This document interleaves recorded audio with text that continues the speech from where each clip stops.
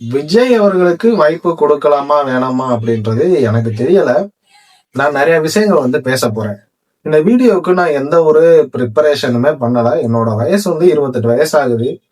இத்தனை வருஷமா இந்த தமிழ்நாட்டுல இருந்ததுக்கு எனக்கு என்ன ஃபீல் ஆகுது அப்படின்றத உங்ககிட்ட ஒரு தமிழனா நான் ஷேர் பண்ண போறேன். இப்படி நான் ஷேர் பண்ற விஷயங்களை வச்சு நீங்களே இவருக்கு 2026ல வாய்ப்பு கொடுக்கலாமா வேணாமா அப்படின்றது உங்களுக்கே ஒரு ஐடியா கிடைக்கும். ஓகே, நம்மளோட தாத்தா காலத்துல இருந்து, நம்மளோட அப்பா அம்மா காலத்துல இருந்து டிஎம்கே ஏடிஎம்கே 2 கட்சிகளுமே மாத்தி மாத்தி தமிழ்நாட்டை ஆண்டிருக்காங்க. இதுவரை திமுக ஆட்சி கட்டிலில் இருந்த வருடங்களை நான் பார்த்தேன். கிட்டத்தட்ட 26 வருஷம் தமிழ்நாட்டை ஆண்டிருக்காங்க. ஏடிஎம்கே 31 வருஷம் தமிழ்நாட்டை ஆண்டிருக்காங்க. இத்தனை வருஷமா 2 கட்சிகளுமே மாறி மாறி ஆட்சியில உட்கார்ந்து இருந்திருக்காங்க. தமிழ்நாட்டுக்கு நிறைய நலத்திட்டங்கள் பண்ணியிருக்காங்க, இல்லைன்னு சொல்லல. இருந்தாலுமே இப்போ தமிழ்நாடு எந்த மாதிரி ஒரு நிலைமையில இருக்கு அப்படின்றத பார்த்துட்டு 2026ல டிஎம்கே தான் ஆட்சியில இருக்காங்க. அடுத்து ஏடிஎம்கே ஓட்டு போடலாமா, இல்ல டிவிகே ஓட்டு போடலாமா, இல்ல இதையே கண்டினியூ பண்ணலாமா அப்படின்றத நான் உங்களுக்கு ஒரு சில விஷயங்கள் சொல்றேன். அதை வச்சு உங்களுக்கு ஒரு ஐடியா கிடைக்கும். ஓகே, இப்ப 2026 தமிழ்நாடு எந்த மாதிரி இருக்கு அப்படின்னு பாத்துக்கிட்டீங்கன்னா, சத்தியமா சொல்றேன், நல்லா இல்ல. ஏன்னா மக்களை இப்ப எந்த மாதிரி ஒரு சுச்சுவேஷன் தமிழ்நாட்டுல போயிட்டு இருக்கு அப்படின்னா, மக்களுக்கு நல்லது பண்ணா ஆட்சியில உக்காந்துடலாம் அப்படின்ற ஒரு காலம் மாறி போய், மக்களை ஏமாத்திட்டோம்னா ஆட்சி கட்டுல உட்கார்ந்துடலாம் அப்படின்ற ஒரு காலம் வந்துருச்சு. இத்தனை வருஷமா டிஎம்கே ஆட்சியில இருந்திருக்காங்க. 5 வருஷமா இப்ப ராஷ்டிரா சொல்ல போறோம், இதுக்கு முன்னாடி வாழ்ந்த அந்த 21 வருஷத்தை விட்டுலாம். இந்த 5 வருஷமா கண்டினியூவா ஆட்சியில இருந்திருக்காங்கல்ல. இந்த 5 வருஷமா 4.25 வருஷமா தமிழ்நாட்டு மக்களுக்கு ஏதாவது நல்ல விஷயங்கள் பண்ணாங்களா, அவங்க சொன்ன வாக்குறுதிகள்லாம் நிறைவேற்றினாங்களா அப்படின்னு பாத்துக்கிட்டீங்கன்னா, இப்ப சோசியல் மீடியால எக்கச்சக்க அட்வர்டைஸ்மெண்ட் வந்துட்டு இருக்கு டிஎம்கேக்கு ஆதரவு. கொஞ்ச நேரத்துக்கு முன்னாடி கூட என்னோட போனுக்கு ஒரு ஸ்பாம் கால் வந்துச்சு. ஸ்பாம் கால் வந்துட்டு அது ஸ்டாலின் அவரோட சாங் ஓடுது. தமிழ்நாடு தொடரட்டும், நம்ம எல்லாரும் சேர்ந்து தமிழ்நாட்டை வெல்லுவோம் அப்படின்னு சொல்லிட்டு.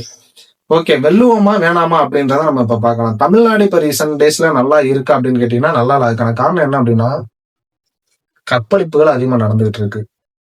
போதை கலாச்சாரம் தமிழ்நாட்டுல ரொம்ப அளவுக்கு அதிகமா போயிட்டு இருக்கு. நல்லா விவசாயம் பார்த்துக்கிட்டு இருந்த, கிராமத்துல விவசாயம் பார்த்துக்கிட்டு இருந்த நம்மளோட இது டிஎம்கே காரணமா என்னன்னு எனக்கு தெரியல. கிராமங்கள்ல எல்லாம் விவசாயம் பார்த்துட்டு நம்ம வீட்டுல உள்ள பெண்கள் ஹெல்த்தியா இருந்தாங்க. இப்ப 100 நாள் வேலை திட்டம் அப்படின்ற ஒரு திட்டத்தை கொண்டு அவங்கள விவசாயம் பார்க்க விடாம, ஏதோ ஒரு கம்மாக்கார ஓரத்துல மரத்தடி நல்லா காலங்கத்தால ஒரு மண்வெட்டியும் அது சாந்து சட்டையும் எடுத்துட்டு போய் தூங்கி எந்திரிச்சிட்டு வர்றாங்க.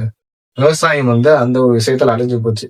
சரி, இத்தனை வருஷமா நான் உங்கள்ட்ட ஒரே ஒரு கேள்வி, அதாவது யாரை பார்த்து கேட்கறேன் அப்படின்னா, என்னோட அம்மா அப்பா என்னோட தாத்தா எல்லாத்தையும் பார்த்து கேட்கிறேன். இத்தனை வருஷமா நீங்க டிஎம்கேக்கும் ஏடிஎம்கேக்கும் மாத்தி மாத்தி ஓட்டு போட்டீங்க. இப்ப எனக்கு 28 வயசாச்சு. நானும் டிகிரி முடிச்சிருக்கேன். தமிழ்நாட்டுல எனக்கு ஏதாவது ஒரு வேலை கிடைக்குமா அப்படின்னு கேட்டீங்கன்னா கிடைக்க மாட்டேங்குது. அப்படியே கிடைச்சாலும் ஏதோ ஒரு கார்பரேட் கம்பெனில, பிரைவேட் கம்பெனில கிடைக்குது. அவனும் 15,000 சம்பளம் கொடுக்கறதுக்கு ரா வடி அடிக்கிறான். காலையில 8 மணில இருந்து சாயந்தரம் 8 மணி வரை வச்சு குத்துன்னு குத்துறான் அந்த 15,000 சம்பளத்துக்கு. அதுக்கு நாத்த கேள்வி கேட்பான். இப்படிதான் தமிழ்நாட்டோட நிலைமை இருக்கு. ஒரு கிராஜுவேட் படிச்ச பையனுக்கு வேலை கிடைக்கல அப்படின்னா தமிழ்நாடு வளர்ந்துருக்கா இல்லையா அப்படின்னா, என்னைய பொறுத்தவரை வளரலன்னு அர்த்தம். படிச்சவனுக்கு வேலை கிடைக்கல, அப்புறம் எப்படி இந்த தமிழ்நாடு வளர்ந்துருக்கா அப்படின்றது நம்ம அண்டர்ஸ்டாண்ட் பண்றது. அந்த காலத்துல எங்க தாத்தாலாம் 8வது தான் படிச்சாரு. ஆனா ஸ்கூல் ஹெட் மாஸ்டரா இருந்து ரிட்டையர்ட் ஆகி சாகர வர பென்ஷன் வாங்கிட்டு செத்து போனாரு. நான் இதை பண்ணலாமா அப்படின்னு கேட்டீங்கன்னா சான்ஸே கிடையாது. ஏன்னா வேலையே கிடைக்க மாட்டேங்குது. அந்த மாதிரிதான் தமிழ்நாட்டோட நிலைமை இருக்கு. சரி, வர்றவங்க ஃபுல்லாமே மது ஒழிப்பு கொண்டு வருவோம் அப்படின்னு சொல்றாங்க. ஆனா அதை ஒழிக்கிறாங்களா அப்படின்னு கேட்டீங்கன்னா துளி அளவு கூட கிடையவே கிடையாது. இருக்க இந்த போதை கலாச்சாரம் ரொம்ப அளவுக்கு அதிகமா போயிட்டு இருக்கு. 18 வயசுக்கு கீழே உள்ளவங்க தான் இப்ப போதைக்கு அளவுக்கு அதிகமா அடிமையாகி கிடக்கும். ஒயின் ஷாப்ல போய் காலையில பார்த்தோம்னா சரக்கு வாங்கி நிக்கிறான். கஞ்சா அளவுக்கு அதிகமா சேல் ஆகிட்டு இருக்கு தமிழ்நாட்டுல. இந்த அளவுக்கு போதை கலாச்சாரம் அளவுக்கு அதிகமா போயிட்டு இருக்கு. இதை கண்ட்ரோல் பண்ணி கொண்டு வர்றாங்களா அப்படின்னு கேட்டீங்கன்னா கிடையவே கிடையாது. சரி, பெண்களுக்கு பாதுகாப்பு கொடுக்குறாங்களா அப்படின்னு கேட்டீங்கன்னா பெண்களுக்கு துளியளவு கூட பாதுகாப்பு தமிழ்நாட்டுல கிடையவே கிடையாது. அது நம்ம எல்லாத்துக்கும் நல்லாவே தெரியும். அதுக்கு அம்மா அவர்கள் ஆட்சி காலத்துல இருந்தப்ப கூட பெண்களுக்கு பாதுகாப்பு சூப்பரா இருந்துச்சு. பெண்கள் மேல கையை தொட்டானா அவன் உயிரோட இருக்க சான்ஸ் எல்லாம் அந்த அளவுக்கு சூப்பரா அந்த கண்ட்ரோலா வச்சிருந்தாங்க. இப்ப வந்து பெண்களுக்கு பாதுகாப்பே கிடையாது. சும்மா ஏதோ புழுப்பூச்சியை கொண்டு போட்டு போற மாதிரி பெண்கள் வந்து நாசமாக்கிட்டு கற்பழிச்சுட்டு கொண்டு போட்டு போறான். ஏன் அண்ணா யூனிவர்சிட்டிக்குள்ள காலேஜுக்குள்ள படிக்கிற இடத்துக்குள்ள புகுந்து அந்த யூனிவர்சிட்டியோட செக்யூர் வந்து எந்த அளவுக்கு இருக்கும் பாருங்க. உள்ள புகுந்து ஒரு பொண்ணை நாசமாக்கணும். இந்த அளவுக்கு தமிழ்நாட்டுல போதை கலாச்சாரம் அதிகமாகி அந்த போதையினால பெண்கள் அளவுக்கு அதிகமா சீரழிஞ்சுக்கிட்டு இருக்காங்க. சோ தமிழ்நாட்டுல சட்ட ஒழுங்கு சத்தியமா சொல்ல சரியே இல்லை. தமிழ்நாட்டுல லஞ்சம் வாங்குறாங்களா அப்படின்னு கேட்டீங்கன்னா லஞ்சம் அளவுக்கு அதிகமா புழங்குது. நீங்க உங்க பிள்ளைக்கு ஒரு பெர்த் சர்டிபிகேட்டோ டெத் சர்டிபிகேட்டோ இல்ல ஏதாவது சர்டிபிகேட் நீங்க வாங்க நகராட்சிக்கோ இல்ல எதுக்கோ ஒன்று போகணும்னு வச்சுக்கோங்களேன். அவங்க லஞ்சம் வாங்காம இருக்காங்களா அப்படின்னு கேட்டீங்கன்னா கிடையவே கிடையாது. எந்த ஒரு விஷயம் ஒரு கவர்மெண்ட் ரிலேட்டடா நம்ம போய் பண்ணணும்னா அப்படின்னா கூட லஞ்சம் அப்படின்ற விஷயம் வந்து தமிழ்நாட்டுல ரொம்ப அளவுக்கு அதிகமா அந்த கரப்ஷன் வந்து தலை தூக்கி ஆடிக்கிட்டு இருக்கு. ஊழல் ரொம்ப அளவுக்கு அதிகமா இருக்கு. இதெல்லாம் நம்ம ஏத்து போய் கேட்டோம் அப்படின்னா பெரிய ஏதோ தமிழ்நாட்டையே அவங்க கண்ட்ரோல்ல தான் இருக்கு அப்படின்ற மாதிரி ரொம்ப ஆடுறாங்க. ஒரு டிராபிக்ல நின்றுட்டு இருக்கும் போது முன்னாடி ஒரு கார் நின்றுட்டு இருக்கு. அந்த கார்ல வந்து ஒரு கட்சி கொடி வந்து இருக்கு. அந்த கட்சி கொடி வந்து இருக்கு. அந்த கட்சியில எந்த கட்சின்னு சொல்லல. பின்னாடி கார்ன் அடிச்சோம்னா ஏதோ அவன் தான் பெரிய புடுங்கி மாதிரி வந்து கீழே இறங்கி தமிழ்நாடே அவனோட கண்ட்ரோல்ல இருக்கிற மாதிரி சண்டை போடுறான், கத்துறான். ஏன்னா தமிழ்நாடு வந்து அவனோட கண்ட்ரோல்ல இருக்கான், அவன் கட்சி தான் ஆண்டுகிட்டு இருக்கான். இந்த அளவுக்கு இருக்கும்போது தமிழ்நாட்டுல எப்படி திரும்ப நம்ம இவங்களை நம்பி வாக்குகளை வந்து செலுத்துறது? சரி, விஜய் அவர்களுக்கு மாத்தி ஓட்டு போடலாம், அவருக்கு ஒரு சான்ஸ் கொடுக்கலாம் அப்படின்னு சொல்லிட்டு இப்ப நிறைய மக்கள் வந்து முடிவு எடுத்திருக்கீங்க. இந்த முடிவு நல்ல முடிவா கெட்ட முடிவா அப்படின்னு கேட்டீங்கன்னா என்னை பொறுத்தவரை நல்ல முடிவுன்னு தான் நான் சொல்லுவேன்.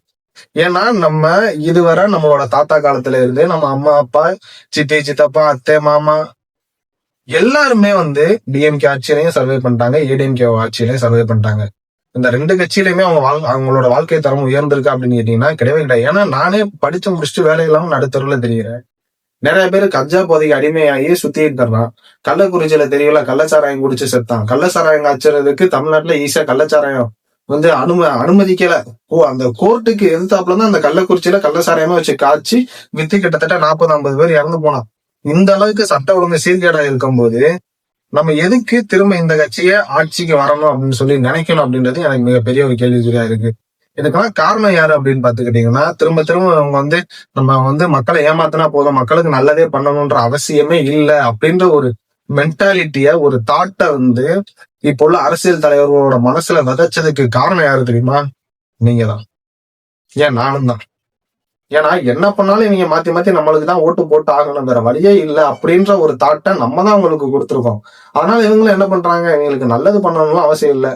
4-4.5 வருஷம் நல்லா கொள்ளையடிச்சு ஆட்சி முடிய போற நேரத்துல 4 அட்வர்டைஸ்மெண்ட்டை போட்டு நாங்க தமிழ்நாட்டுல அதை இது பண்ணிட்டோம், இது பண்ணிட்டோம், இங்க பாத்தீங்களா அது பண்ணிருக்கோம் இது பண்ணிருக்கோம் சொல்லி மக்களை ஏமாத்தி 4 அட்வர்டைஸ்மெண்ட்டை போட்டு காமிச்சா போதும், மக்கள் ஈஸியா நம்பிட்டு அடுத்த மாசத்துல வந்து நம்மளுக்கு ஓட்டு போட்டுறாங்க.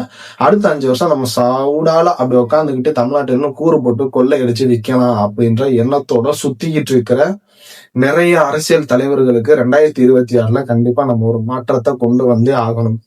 சோ அதனாலதான் நான் 2026 விஜய் அவர்களுக்கு ஓட்டை மாத்தி போடலாமா வேணாமா அப்படின்னு சொல்லிட்டு இந்த மாதிரி ஒரு கண்டென்ட்டை நான் கிரியேட் பண்ணல. சும்மா உட்காந்துக்கிட்டு இருந்தேன், சும்மா தோணுச்சு அப்படியே உங்ககிட்ட வந்து ஷேர் பண்றேன். என்னோட மனசுல உள்ள விஷயம் இதுதான். உங்களுக்கு என்ன தோணுது? அதுவும் இவர் இப்பதான் புதுசா அரசியலுக்கே வந்திருக்காரு. வந்ததுக்குள்ளேயே அவர் என்ன ஆட்சியிலே உட்காரல. அவ்வளவு குறைகள். விசில் அடிக்க கூடாதுன்றாங்க, இவன் அது பண்றான், கூட்டத்தை கூட்டி இது ஏதோ கூத்தாடி பயலுக்கு சேர்ற கூட்டம்ன்றாங்க, அரசியல பண்ண தெரியல, பேச தெரியல, அது பண்ண தெரியல, இது பண்ண தெரியல. விஜய் வந்து எதுக்கு அரசியலுக்கு வந்து அவனுக்கு தகுதியே இல்லை அப்படின்ற மாதிரி ஏகப்பட்ட விமர்சனங்கள் வந்து வைக்கிறாங்க. ஒருத்தர் அரசியலுக்கு வந்து ஆட்சியை பிடிச்சு மக்களுக்கு நல்லது பண்ணலாம், மக்களை வந்து ஏமாத்துறான், ஊழல் பண்றான், கொள்ளையடிக்கிறான், அதுக்கப்புறம் விமர்சனம் பண்ணா பரவாயில்ல.